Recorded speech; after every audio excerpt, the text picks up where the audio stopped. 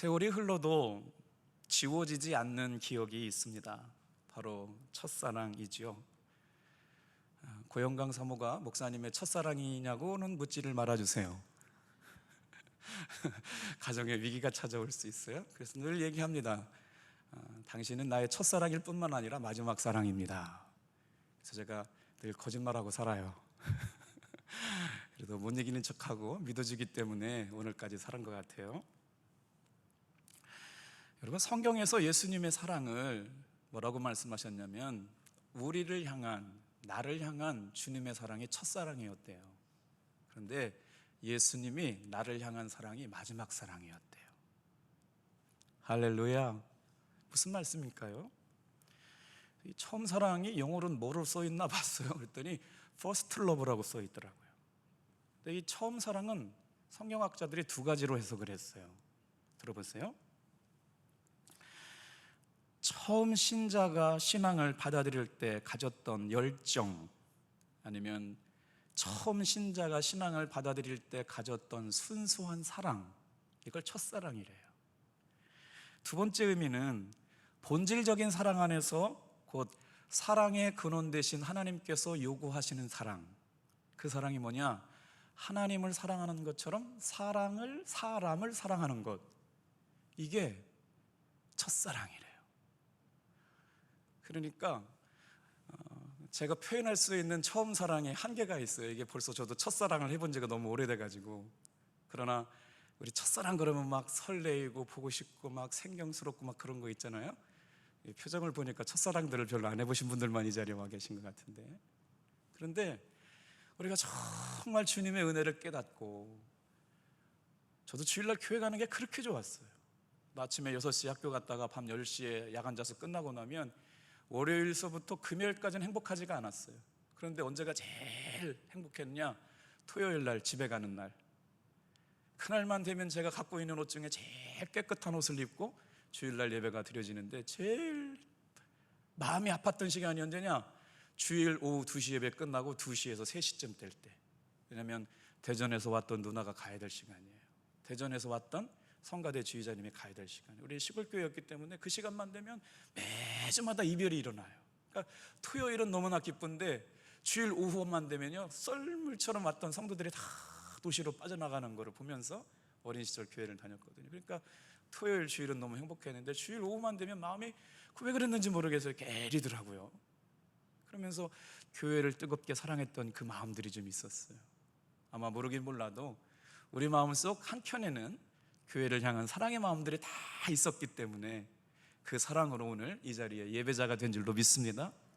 문제는 뭐냐면 이 사랑이 어느 순간에 매너리즘이 되어가지고요, 감동을 잃어버린 신앙생활을 한다는 게 문제인 것 같아요.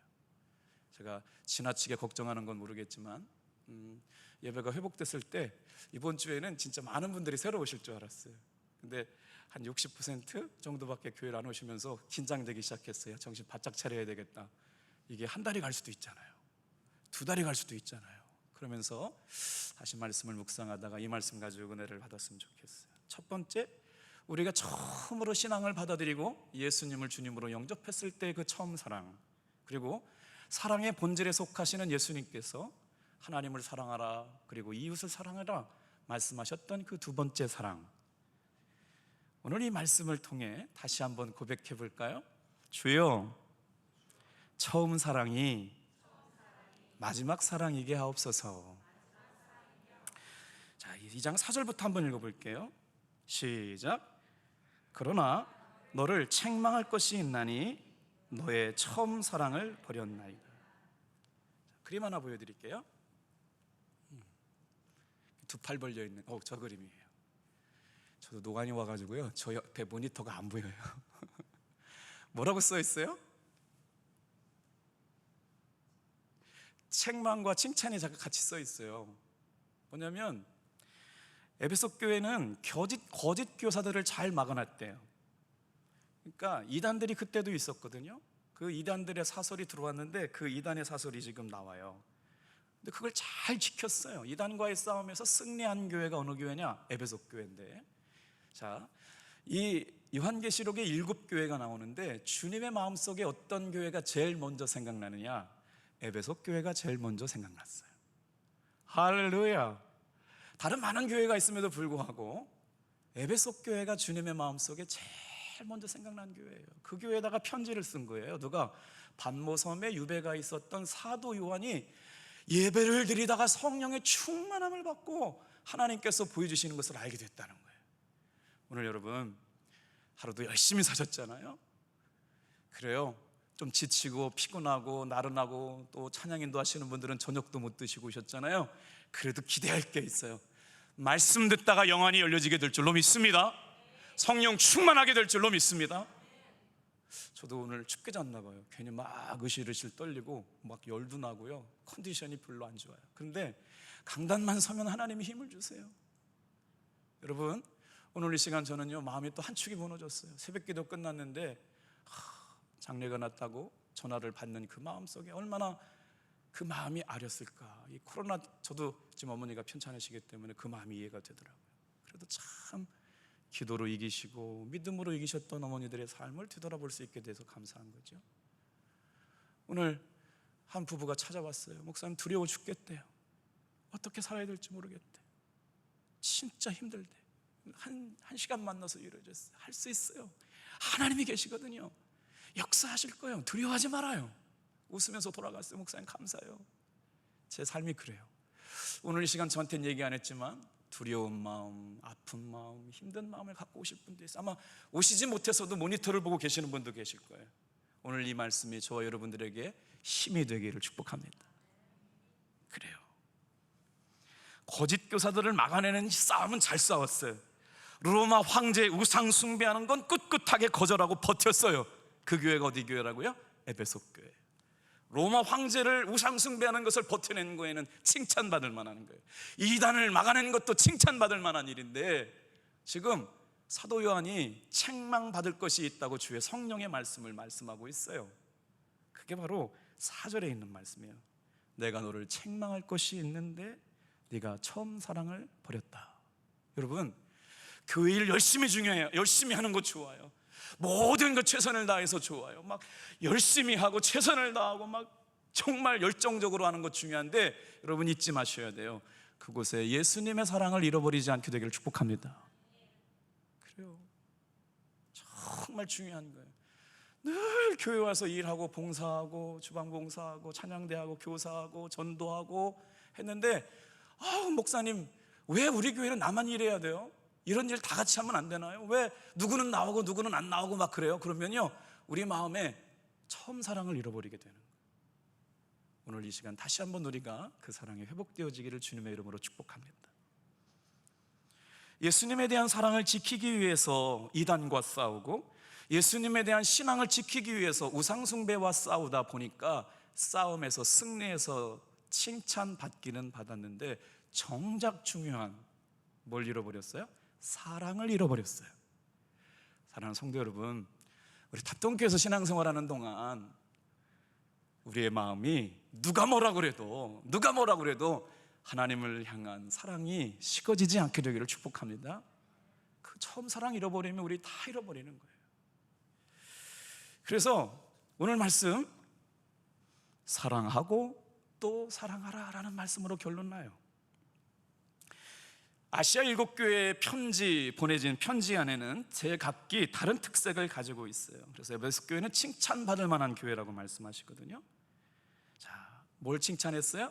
계시록 2장 2절 말씀 좀 읽어볼게요. 계시록 2장 시작. 내 행위와 수고와 내 인내를 알고 또 악한 자들을 용납하지 아니한 것과 자칭 사도라 하되 아닌 자들을 시험하여 그의 거짓된 것을 내가 드러낸 것과. 성경이 지금 요한계시록이 60년대 70년대 AD 60년 70년대에 쓰여진 기록이라고 그럴 때 대략 따져봐도 2000년 전에 기록됐거든요. 그때 당시에도 이단이 있었어요. 지금도 이단이 있었잖아요. 코로나19에 대한 해석이 참 많이 있지만 정말 하나님이 하시는 일들은 신묘막측해요. 마태복음 10장 26절 말씀에 뭐예요? 숨겨진 것이 드러나고 감추어진 것이 알려지게 되는 사건. 이제 저희한테도 목회 사회학 연구소에서 저에게 자료가 와요.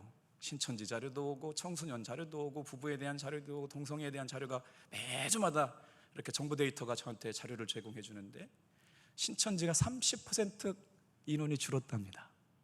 그런데 신학자들이 얘기했어요. 신천지는 절대로 와야 되지 않을 것이다. 정말 지금 더 경계하고 조심해야 될다는 거예요. 이제는 신천지 전 국민이 다 알고 있기 때문에 새로운 아류종이 생겨날 것이라는 거예요. 절대로 30% 사람들은 흩어져서 지금 예배를 못 때문에 그들을 집회를 못하고 있기 때문에 흔들렸지만 절대로 신천지는 없어지지 않을 거라는 거예요. 세상에 그렇잖아요. 그런데 이때 미리 말씀하셨어요. 뭐예요? 너희들이 인내를 알고 수고를 했어요. 믿음 지키는데 수고도 하고 인내도 했고 악한 자들을 용납하지 않은 것도 아는데, 보세요, 자칭 사도라 하는 자들이 있었다는 거. 그때 당시에 벌써 지금 보혜사 흉내내고 있는 이만희 씨가 자칭 사도로 얘기하고 있잖아요. 얼마나 거짓된 것을 드러낸 것. 그런데 그런 것들은 잘했어요. 우상 숭배하지 않은 것, 로마 황제를 숭배하지 않은 것, 또 악한 것들을 드러내고 분별하게 된 것들은 잘했는데 그거 하다 보니까 정말 중요한 걸 뭘 잃어버리느냐? 사랑을 잃어버렸대. 사랑. 탑동교회 사랑하는 성도 여러분, 이제 우리가 속회가 되고 또 이제 5월달, 6월달 예배가 회복되면서 우리 교회 본질 다 같이 한번 따라해 주실래요? 예수님 안에서 사랑으로 소문난 교회 되게 도와주옵소서. 우리 한번 오랜만에 고백해 볼까요? 칭찬이 담장을 넘으면 전도 안 해도 부흥된다. 제가 제 입으로 이렇게 얘기하는 걸 너그럽게 용서해 주세요. 저 당신의 성문에 사시는 분들이 탑동교회 분위기가 좋다고 그랬대. 제가 지리를 잘 모르는데 순성에서 목회하시는 제 박사원 동기 목사님이 오셨다가 말씀해 주셨어요. 탑동교회가 요즘 분위기가 좋다고 얘기했대. 믿어지시는 분만 아멘 해보세요.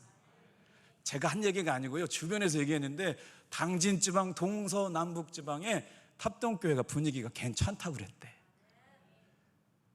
하나님의 은혜 아니에요? 진짜 하나님의 은혜잖아요.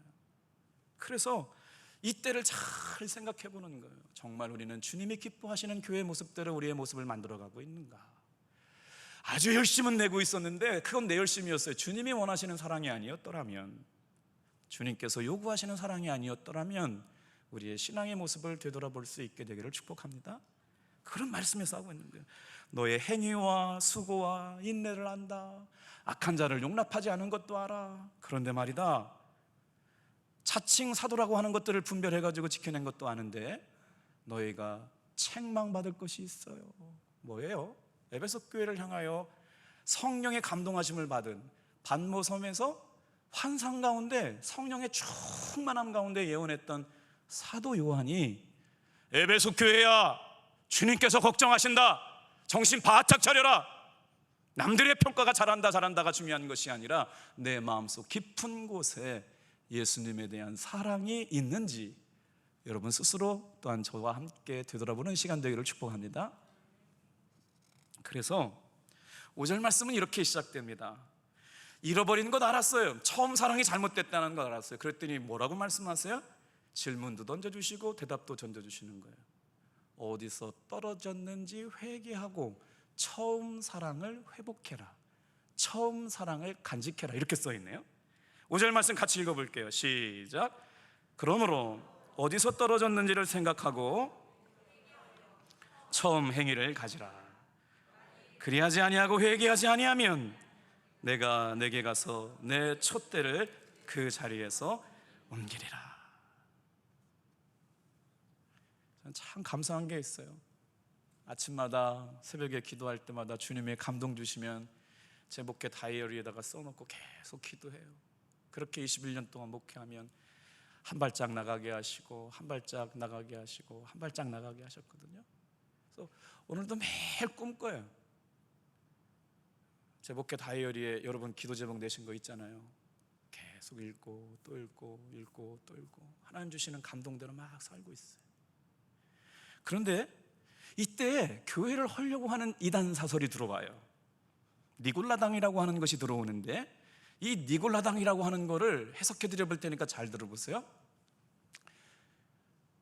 영은 건강하고 영은 신령한 것이고 육체는 악한 것이다. 영혼이 구원받은 것은 육체는 아무렇게나 사는 것도 괜찮다. 많이 들어본 것 같지 않아요? 이렇게 얘기하는 사람들이 구원파예요. 근데 구원파들한테 제가 물어봤어요. 자기들은 그렇게 얘기한 적이 없대. 그래서 우리 이단이 아니라는 거예요. 이거 아마 유튜브 방송으로 나가면 또 엄청나게 댓글이 달리겠는데, 그런데 보세요. 그럼 구원파는 도외시하고 니골라당이라고 하는 사람들이 얘기한 거예요. 육신은 악이며 영만 선함으로 육신은 무엇을 하고도 살아도 괜찮다라고 하는 사상이 교회 안에 들어오기 시작했다는 거예요. 그러니까 사도 바울은 영도 중요하고 혼도 중요하고 육도 중요해가지고 온 인격적으로 하나님을 기쁘시게 살라고 얘기했는데 자꾸 비슷한데 이단들이 들어오기 시작했어요.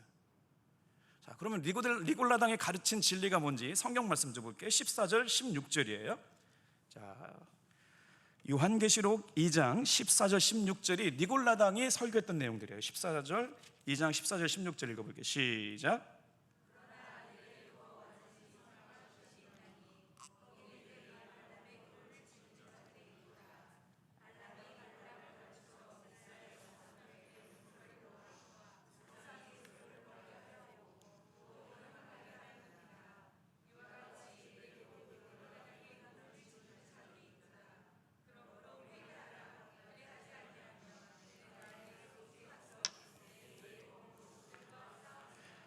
아멘.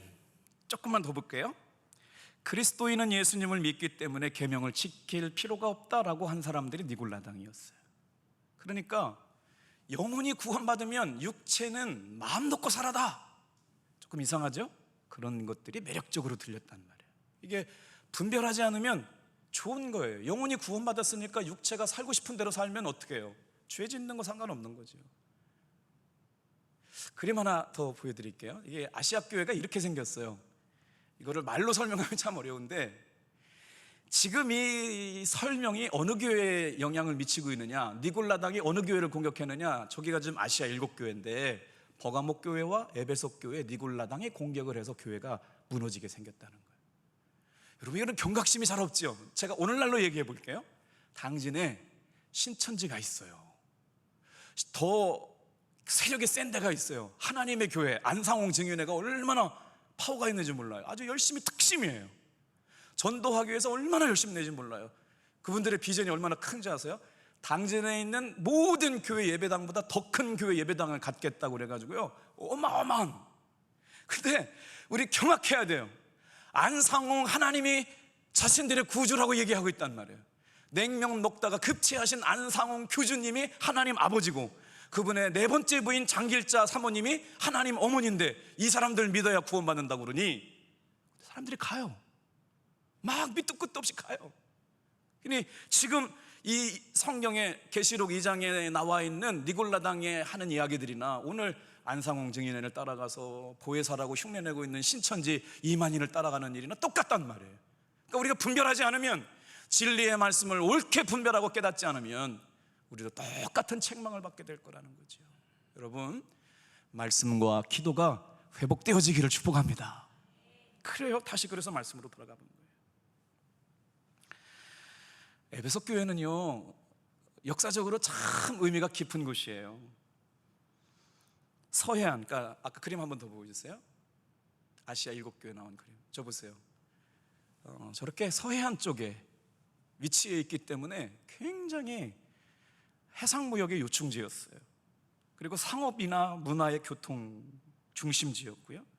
일찍부터 회당에 들어왔는데, 저 버가모라고 하는 곳이 사도 바울의 2차 전도 지역에 들어있던 범위였어요. 그러니까 2차 선교 여행 중에 회당에 들어가서 율법 학자들하고 사도 바울이 변론하면서 복음을 전했던 자리, 브리스길라와 아굴라라고 하는 사람들을 제자 삼은 교회예요. 여러분, 성경을 아시는 분들 있잖아요. 교회는 누가 세워왔느냐? 브리스길라와 아굴라 같은 사람이 세워왔어요. 정말 우리 교회가 이제, 하나님 앞에 오늘 기도했어요. 하나님, 우리 교회 안에 브리스길라와 아굴라 같은 사람들이 일어나게 도와주시옵소서. 실제로 교회에 수백 명의 사람들이 있지만요, 하나님의 사용하시는 믿음의 가정이 있어요. 하나님의 사용하시는 믿음의 사람들이 있어요. 생명 건 믿음의 제자들이 있었거든요. 사도 바울에게는 그 사람이 누구냐? 브리스길라와 아굴라였어요. 목회자의 비전에 함께하고 목회자의 꿈이 나의 꿈이 되고 그것이 주님의 꿈이 되어가지고요, 생명건 제자들이 나타나서 저 에베소 교회가 놀랍게 중요한 일들을 감당해요. 이제 예찬시를 통해서 이제 믿음반이 전반부는 다 끝나고 후반부에 준비할 건데, 거기서 찬양하고 제자반이 생기고 믿음반, 리더반, 제자반을 통해 가지고 정말 하나님 나라와 복음의 인생의 승부를 걸 수 있는 믿음의 권사님들, 집사님들이 생겨나기를 축복합니다. 그래요. 사도 바울이 제3차 선교 여행을 떠날 때 에베소서에서 2년 3개월 동안 그곳에서 목회했어요. 그리고 거기에서 두란노 서원이 막 생겨나서 이방인들에게 복음을 전했어요. 아담이 여신 우상을 본거지로 숭배하고 있던 그 자리 아레오바고에서 바울이 복음을 전했던 것처럼 그곳에 끊임없이 신앙의 본질을 추구하고 하나님이 기뻐하시는 교회를 만들어가고 하나님이 원하시는 삶의 모습을 드러내는 그리스도인들을 길러냈던 장소가 어디냐? 에베소 교회였다는 거예요. 그래서 정말 중요한 사람을 남겨놓고 다른 곳에 복음 전하러 갈 때 누구를 남겨놨어요? 복음으로 낳고 믿음으로 낳은 믿음의 아들 디모데를 그 에베소에 놓고 목회할 수 있게 만들어줬던 자리예요.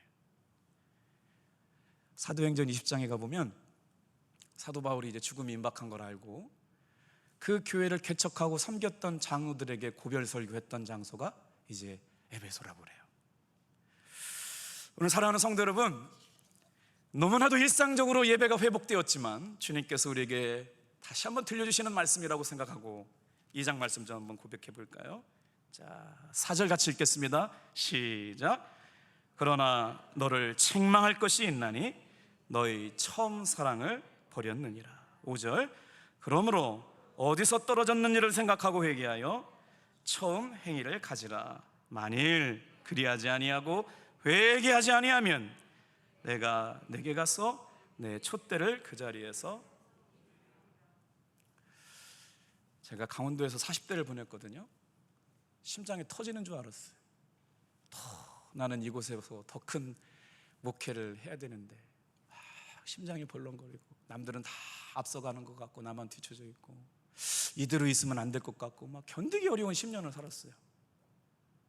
그때는 그게 잘하는 건 줄 알았어. 그게 목회인 줄 알았어요. 근데 그 사역을 마치고 20년쯤 됐을 때 목회가 뭔지 눈 뜨고 났어요. 다 같이 한번 따라 해보세요. 교회의 본질은 성장이 아니라 회심이 목적이며 회심을 통해서 제자화시키는 것이다. 이걸 누가 얘기했냐면 리고렌 목사님이 얘기하셨어요. 정말 교회의 본질이 뭐냐? 얼마나 많은 사람들이 모이냐, 얼마나 많은 재정이 있느냐라고 하는 것이 중요한 것이 아니라 김석기 목사를 통해서 회심한 사람이 몇 명이고 우리 사랑하는 속회 회원들을 통해서 회심하고 변화된 사람들이 몇 명인가, 그게 교회의 크기라는 거예요. 그게 교회의 영적 파워라는 거예요. 그래서 그 사람들이 내 남은 삶을 주님을 위해 살겠습니다, 내 마지막 삶을 주님을 위해서 열정을 불태우겠습니다 라고 제자가 된 사람들이 그 교회에 몇 명 있느냐가 그 교회의 힘이라는 거예요. 이해가 되신 분만 아멘. 그래요. 우리의 관심사는 더 많은 사람들, 더 많은 교인들, 더 많은 물질들, 더 많은 사업들이 아닌 거예요. 그러니까 오늘 교역자들 모아놓고 제가 부탁드렸거든요. 유치부 안에 복음의 회심이 일어나기를 위한 기도합시다. 중고등 학생들이 목사님을 만나고 나서 복음으로 회심한 이야기들을 기록합시다. 그리고 연말쯤 돼서 우리가 전도한 사람들을 다 놓고 내가 목사님 때문에 예수 믿게 되었습니다, 내가 예수님, 우리 선생님 때문에 예수 믿게 되었습니다, 내 인생이 바뀌었습니다. 그래서 뜨겁게 찬양하고 기도하고 예배할 그때가 정말 교회다운 교회가 될 줄로 믿습니다. 그러면 어떻게 되는지 아세요? 정말 교회가 건강해져요. 아마 맞을 거예요. 제가 20년 실패해서 깨달은 결론이거든요. 초점 잘 잡자고요. 방향 잘 잡자고요. 새롭게 교회가 예배가 회복됐잖아요. 그래요. 어디서부터 다시 시작할 건가? 방향 설정 다시예요. 요즘 주변 분들이요, 정말 지친 분들이 많대요. 소상공인들 2달, 3달 영어 못했잖아요. 오죽하면 항공사가 문 닫는데요. 국가에서 도와주지 않으면 기간 산업이 다 무너지겠어요. 저도 중소기업 해봐서 알거든요. 최소한 얼마가 있어야 사업을 유지할 수 있는데 2달, 3달 장사 못하면 중소기업들 다 문 닫죠. 보니까 요즘 당진 지역도 지금 문 닫는 가게들이 굉장히 많더라고요. 지쳤어요. 힘들대요. 진짜 어렵다 그래요. 누가 지쳐요? 일터로 나가는 아버지 어깨가 축 처져 있습니다. 가족을 위해서 새벽을 깨우는 어머니의 분주한 일상에 지쳐 있습니다. 공부 때문에 아침부터 나가가지고요, 밤 11시, 12시에 들어오는 우리 자녀들이 학원 갔다 오고 학교 갔다 오고 나온 일상에 지쳐 있어요. 쉼없이 기계처럼 돌아가는 성도들의 삶이 지쳐 있어요. 왜 지쳤어요? 채워지는 에너지가 없이 내 안에 있는 에너지를 다 소비하고 사니까 지쳐버렸어요. 그래서 뭐 해야 되느냐?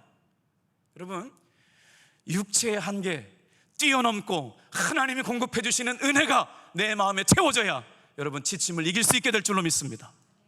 그래서 찬양 가운데 거하시는 하나님을 만나고 말씀 가운데 거하시는 하나님을 만나게 될 때 육체는 피곤하지만 영은 살아서 우리의 삶에 새 일을 행하신 하나님을 만나게 될 줄로 믿습니다.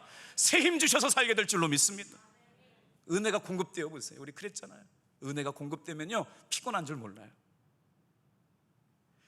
이런 말씀 드리면 굉장히 세속적인 이야기라고 생각하지 말으시고 이해해 주세요. 여러분, 한화 이글스가요 프로야구 개막전에 이겼어요. 11년 만에 이겼어요. 제가요 기도했어요.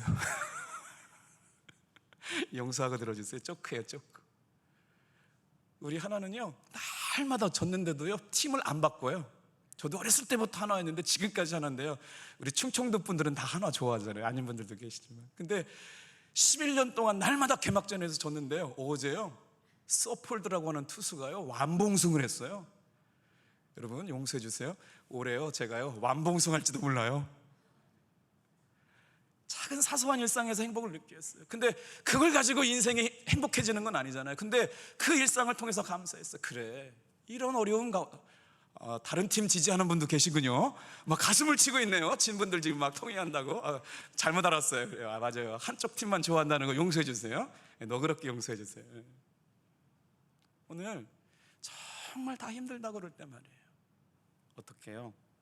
안 된다, 힘들다, 못한다고 얘기할 때 은혜 받은 탑동교회 성도들은 하나님이 도와주시면 된다, 기도하면 된다, 주님이 한 번 순식간에 역사해 주시면 일어날 수 있다, 위로할 수 있는 사람들 되길 바랍니다. 온 나라가 지금 안 된다, 힘들다, 지쳤다고 얘기하잖아요. 그런데 실제로 그래요. 제가 말씀 준비했거든요. 로마서 15장 13절 좀 보세요. 로마서 15장 13절이요. 자, 말씀 있어요. 한번 같이 읽어볼게요. 시작.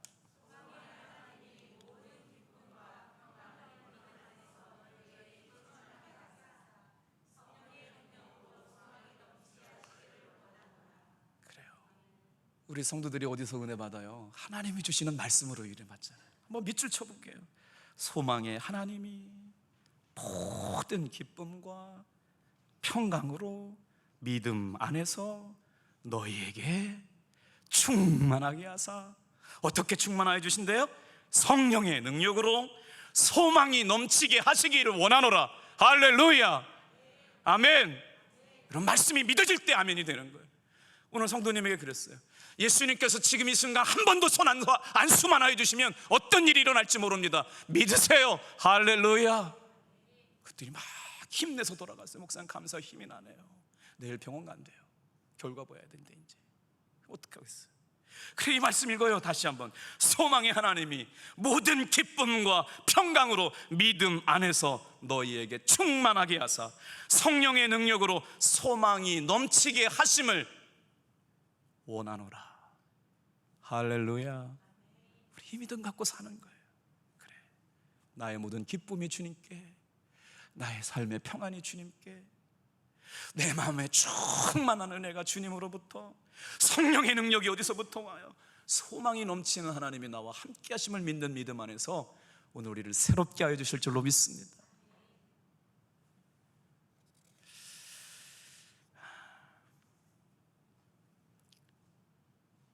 로마니아에서 지하 운동하면서 신앙생활 지켰던 목사님들이 공산당 시절에 굉장히 많이 돌아가셨거든요.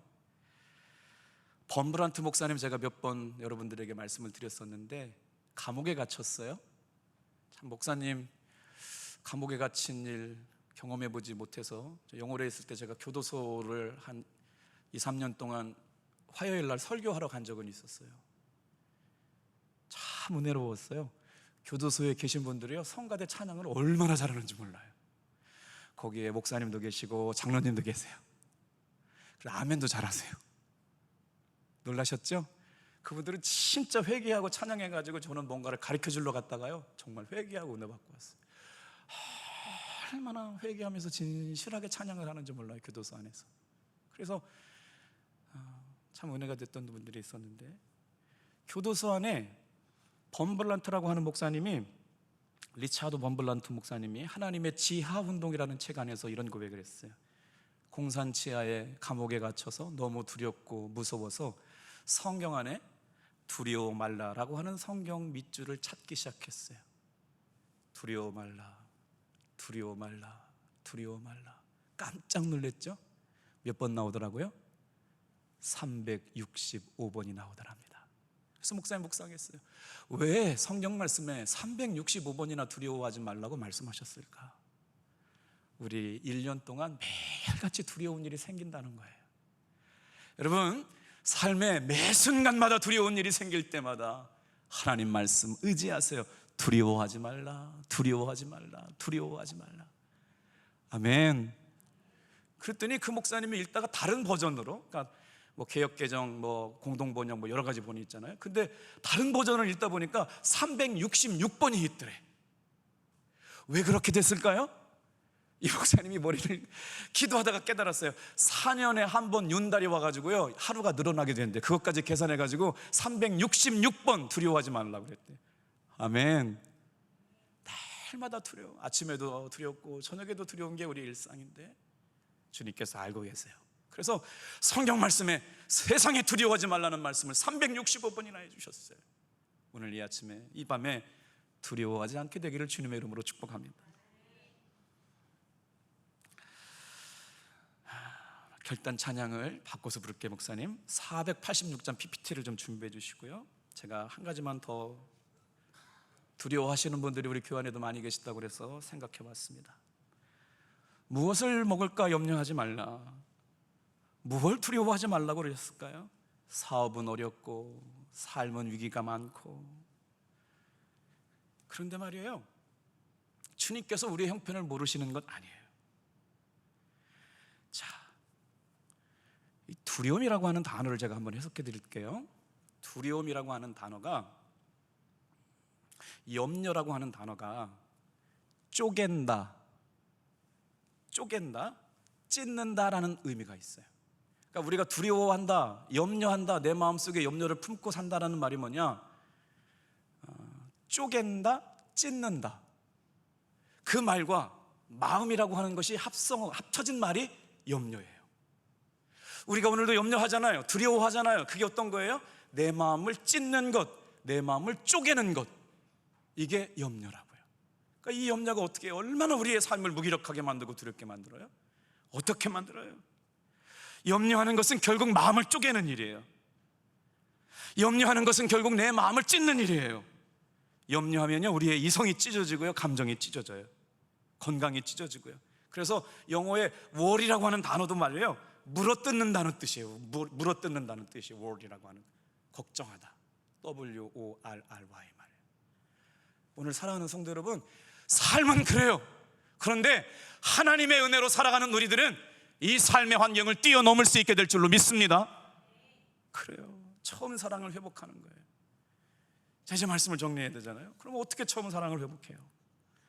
5절이요, 5절. 같이 읽어요. 5절 시작.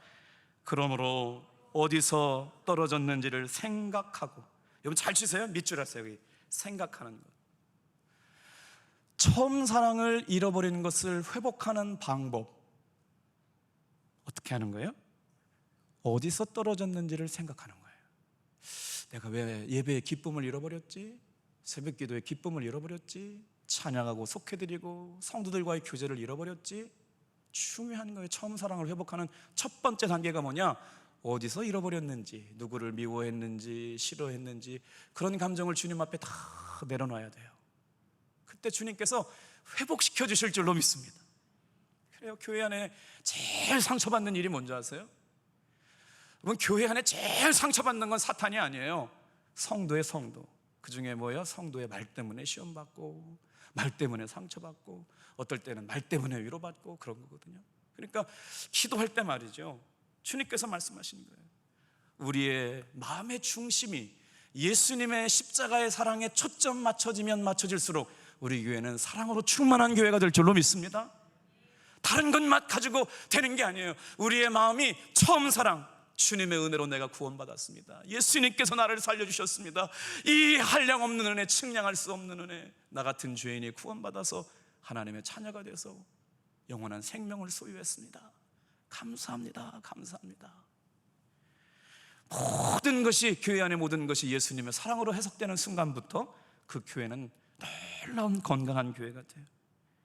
주님 때문에 아침에 눈은 뜨는 게 기쁘고, 예수님 때문에 하루 마감하는 게 기쁘고, 예수님의 십자가의 보혈의 능력 때문에 영혼이 구원받게 될 것을 생각해 보니까 감사하고 말이에요. 저 지금 막 다시 마음이 설레이기 시작했어요. 아침에 진짜 눈물로 기도했어요. 하나님, 다시 모여 우리가 예배할 때 우리 아이들을 진짜로 사랑하는 선생님들의 눈물을 보게 도와주옵소서. 우리가 속회로 다시 모일 때 뜨겁게 그 영혼들을 품고 기도할 수 있는 교회가 되게 도와주시옵소서. 그렇게 될 때 우리 교회가 소망이 있지 않을까. 모든 말들이 많지만 우리 마음의 중심은 예수님의 사랑 안에 집중되어 있기를 축복합니다. 왜 처음 사랑이 마지막 사랑이세요? 예수님은 처음 사랑하던 대로 마지막도 그렇게 죽으셨잖아요. 십자가에서 나를 처음 사랑하셨을 때 모습대로 마지막까지 사랑하시다가 돌아가셨어요.